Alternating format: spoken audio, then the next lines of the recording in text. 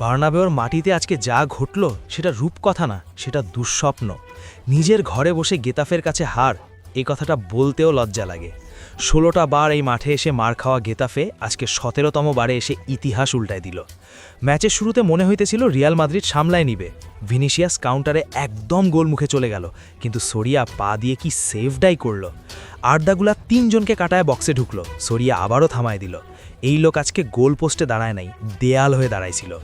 তারপর ৩৯ মিনিটে সেই মুহূর্ত, রুদিগার আর সোয়ামিনি মিলে ক্রস ক্লিয়ার করতে পারল না।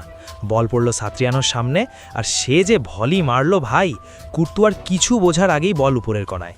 লোনে আসা ছেলে, ৭ ম্যাচের অভিজ্ঞতা, বার্নাবেউতে এই গোল সিনেমায় দেখাইলেও মানুষ বিশ্বাস করত না। দ্বিতীয় হাফে রদ্রিগো নামলো, কারবাহাল নামলো, হাউসেন নামলো, কিন্তু গেতাফের দেয়াল ভাঙার কেউ নাই। রুদিগার ফাঁকা গোলে হেডার মিস করল, রদ্রিগোর ডাইভিং হেডার ৬ গজ বক্স দিয়ে গড়ায় গেল, কেউ ছোঁয়াও লাগাইতে পারল না। এই চান্সগুলো রিয়াল মাদ্রিদ মিস করলে কে মাফ করবে বলেন? আর শেষে মাস্তান্তুনো রেফারির সাথে মুখ চালায়া সোজা লাল কার্ড। ১৮ বছরের ছেলে, এই ভুলের দাম অনেক বেশি দিল। এমবাপ্পে নাই, বেলিংহাম নাই, মিলিতাও নাই, তার উপর কারবাহাল আর হাউসেন সাসপেন্ড হবে পরের ম্যাচে।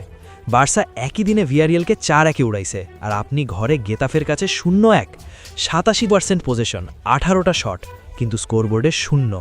ফুটবল পরিসংখ্যান দিয়ে হয় না ভাই, মাঠে হয়, আর মাঠে আজকে গেতাফের রাজা ছিল। ১২টা ম্যাচ বাকি, ৪ পয়েন্ট পিছনে। এখন না জাগলে এই মৌসুম হাতছাড়া। আপনারা কি মনে করেন কমেন্টে জানান। ভিডিওটা ভালো লাগলে লাইক দিয়ে রাখেন। আল্লাহ হাফেজ।